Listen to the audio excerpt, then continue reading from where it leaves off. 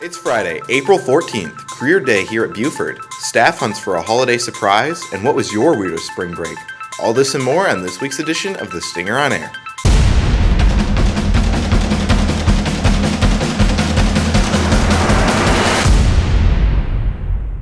Good morning, Jackets. I'm Braxton Rollison, and welcome to this week's edition of The Stinger on Air. Before the break, the Guidance Department organized an event to help students get information about future opportunities. Each grade has something special planned for the first half of their day. Michael Escamilla has the story. College and Career Day is about students just being able to explore what they want to do for their future. Guidance Counselor Darby III has spent the last few months preparing for College and Career Day. Representatives from local companies and universities from across the state set up tables with information for juniors and seniors. We want to be able to express to the students what a career in real estate would look like, should that be their choice. Jill Thompson, a realtor with the Snipes team, says this was a great opportunity for students. The biggest question they have is they want to know what classes that they have to do, how long the school is, and, is it something that requires college. While the juniors and seniors were in the gym, freshmen and sophomores were in classrooms meeting with other career professionals. Three says that there was a great feedback from both the visitors and the students. So we got a lot of really good feedback from the speakers and from the people that came today. A lot of them said that a lot of students really talked to them and they got a lot of good information. So, and I got some really good feedback from the students too, that they were able to talk to a lot of people and get a lot of information. So I'm really, really glad. For Stinger on Air, I'm Michael Escamilla. Also before the break, students' hard work throughout the quarter was celebrated with Jacket Pride. Qualifying jackets were given the usual snacks and drinks along with a period of fun activities. Basketball, cornhole, and volleyball were among the many things students were able to participate in. 72% of 9th graders, 76% of 10th graders, 76% of 11th graders, and 80% of 12th graders met the requirements to attend, for a school-wide average of 76%. Good job, seniors. On March 31st, teachers participated in a fun Easter egg hunt sponsored by our National Honor Society. Eggs were hidden all around the courtyard, many containing fun prizes. Teachers searched and found candy, Gene Day passes, leave when the students leave passes, and golden eggs that contained tickets. These mystery tickets led to gift bags that contained different teacher essentials, including pencils. The teachers were also provided with treats such as brownies and cupcakes. Next week is Unified Disability Awareness Spirit Week. Starting the week off with a Mindful Monday for learning disabilities, wear your favorite pajamas. Tuesday is Choose to Include Day for other health impairments, twin with a friend, or wear your favorite sports team attire. Wednesday is Autism Awareness Day, dress up as your favorite old person. Thursday is dedicated to Down Syndrome Awareness, mix but don't match and wear tacky clothes. The week will end with Fearless Friday for Dyslexia Awareness, dress as your favorite book or movie character.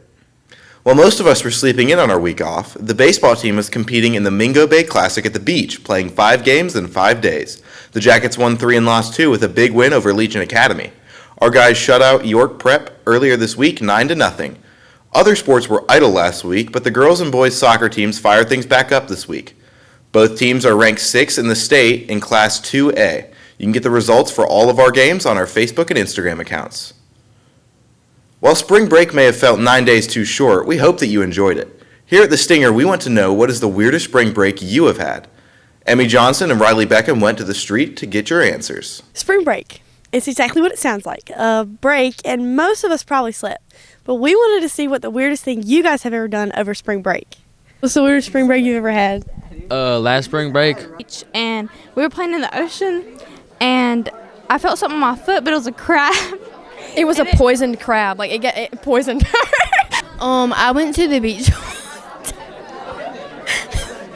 I have a fake foot now. I went to New Mexico, and walking down the street, I fell into a dungeon with a bunch of dragons. They were super scary. He had the funnest idea to go to our neighbor's house, which he has a farm, and we went in there, fed the cows some hay and stuff, and then started riding on top of them and trying to play chicken, but they wouldn't let us. I went to the beach and then went to the flea market called the Gay Dolphin. It's like 3 stories tall. Last week, I went to California and got a 3-legged elephant, and I named him Dumbo because I flew on the way home on him. And I got bit by a mermaid, so every time I get in the water, I turn into a mermaid. Fake feet and mermaids are definitely weird, but that's it for this week's edition of The Stinger on the Street with Emmy Johnson and Riley Beckham. Thanks, Emmy. Mr. Mood is subbing for Mr. Belk this week. Mr. Mood, what's the weirdest spring break you've had? Thanks, Braxton. I'd have to say the weirdest spring break that I've had. I haven't really had too many weird spring breaks. You know, I definitely didn't almost burn down my woods during my high school years with my friends trying to start a campfire. You know, never happened. Nothing of that nature. But speaking of spring break, guys, it's great to see you guys back in the building. It's great to have everybody back. We're glad you got here safe. I hope that you guys had a great spring break that rejuvenated you and got you ready to go for this last little bit of the year. I just wanted to give you guys some quick reminders. Guys, right now, the main thing is to maintain the focus that we've had all year. You guys have done great academically and behaviorally. All that we're asking you guys to do at this point is to finish strong, okay? Finish strong. With that being said, I just wanted to give you guys some reminders. It is getting warmer, thank goodness. So with that being said, dress code, guys, ladies, please remember what that is. Make sure those holes and your shorts are at the appropriate length. And I just want to keep reminding you guys about cell phone and any other electronic devices. Just remember to keep those things put up and put away so that we can finish strong. All right.